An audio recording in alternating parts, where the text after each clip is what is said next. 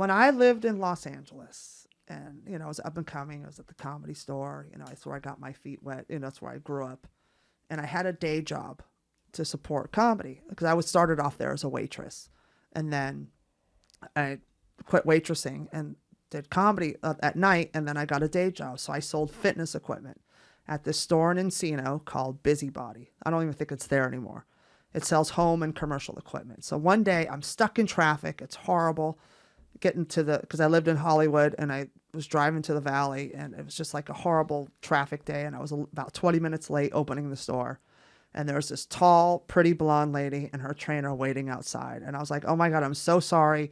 It was just, I think there was an accident or something. Getting in the Valley is really hard anyway. So she's like, no problem, no problem. We need to get some, you know, want to get this bench and get some stuff. And I was like, all right, I go, fuck. And we're out of this adjustable bench. We're out of it. I have the floor model. I can sell you the floor model, but we don't have any in stock in the back. We're out of them. She goes, I'll take the floor model. So I'll give you a discount. So she goes, okay. So I ring her up and I'm not paying attention to the name. Her name is Bryn Hartman. And I ring it up. I said, you know what? She goes, can I get this delivered today? And I said, no. I go, you know what? I'll deliver it to you. I go, I get off at 7. I'll bring it over to your house. And I'll bring it over and drop it off for you. She goes, okay, I'll pay you the money then. That's fine. I was like, all right, cool. I'll make a little extra cash. You know, I'm a struggling comic. I was like 25 years old, 26.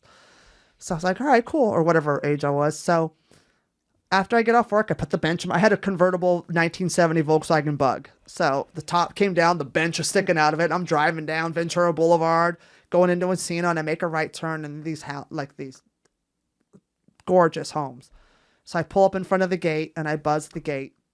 And she goes, oh, bring it around back. My husband will meet you outside around the garage. So I pull my little car. I already have goosebumps because I know where this is going. I know where this is going too. You know where this is going. I think I know where this is going too. You know where this is going. And so I pull around the back. I pull up to the little driveways on the side were very small, but because everything else out in the garage, out walks Phil Hartman.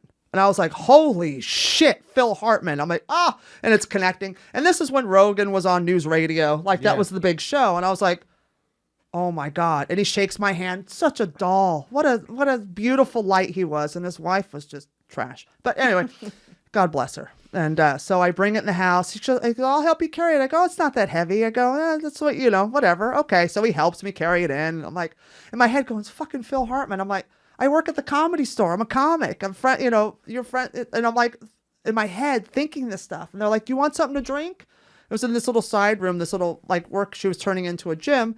And then after that room was the kitchen and then whatever the rest of the house was.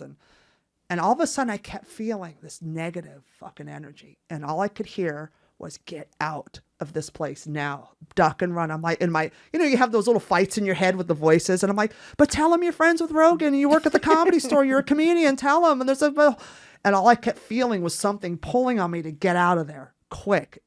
And I was like, so I didn't say anything to him. Shook his hand. They gave me some cash. I said, thank you. So I go, no, I don't need anything. I'm just going home. And I had a cell phone, but they weren't like the way they are now. Like we had pagers back then.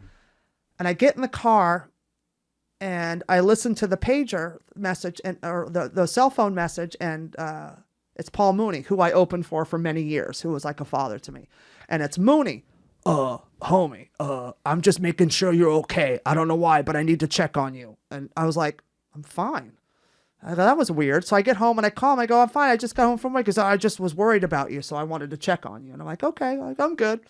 I'll see you tonight. I'll be at the store later. And he goes, okay, good. All right. And then I go, do you want me to pick you up and drive you? And he goes, all right. So I used to go, I didn't live far from him. So I'd pick him up and then we'd go in together. And then I didn't think anything of it. Well, then one night I went to bed and I'm sleeping. And in the dream, I'm on that street in front of their house, but it's not registering in my head in reality of it. So I'm standing there and there's like an ambulance and there's fire trucks and it's early, wee hours of the morning. So it's still dark and the sirens are going and people are running around and I'm holding these 2 kids and I'm hugging them. And I said, it's going to be okay. You're going to live with your aunt.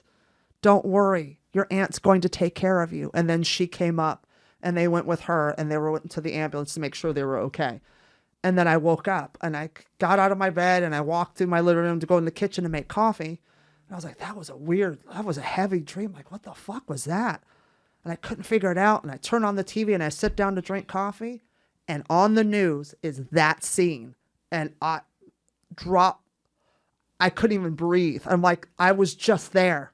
And they said the kids are going with their aunt. Everything I saw in the dream and then talked about was happening on the news when I got up. Like breaking news, Phil Hartman killed and wife murder suicide.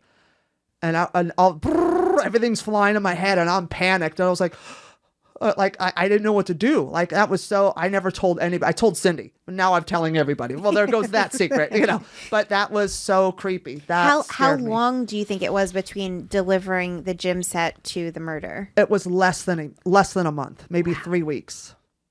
That's fucking crazy. Right. And that one really freaked me out. That was the one that really freaked me out because I'm like, why?